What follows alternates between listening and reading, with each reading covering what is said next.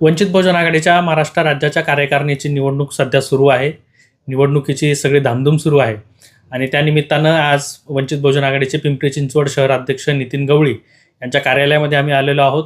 मी जितरत्न पटाईत या निवडणुकीमध्ये राज्य सदस्यपदासाठी निवडणूक लढवतोय. माझ्यासोबत जे आहेत ते उत्तम वनशिव, तेही राज्य कार्यकारिणीच्या निवडणुकीत सदस्य म्हणून निवडणूक लढवत आहेत. या सर्व निवडणुकीमध्ये पक्षाची संघटनात्मक ताकद, पक्षाची संघटनात्मक बांधणी हे सगळं काम होणार आहे आणि त्यानिमित्तानं या निवडणुकीतली जे मतदार आहेत ते पक्षाचे सर्वसाधारण सभासद आहेत, कार्यकर्ते आहेत, पदाधिकारी आहेत.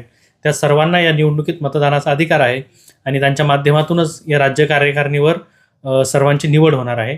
यामध्ये अध्यक्षपदासाठी 1 व्यक्ती आणि उर्वरित 12 व्यक्ती सदस्यपदासाठी निवडून जाणार आहेत आणि त्याच निमित्तानं आज आम्ही संपूर्ण शहरभर वंचित बहुजन आघाडीचे पदाधिकारी आणि कार्यकर्त्यांच्या भेटीगाठी घेत आहोत.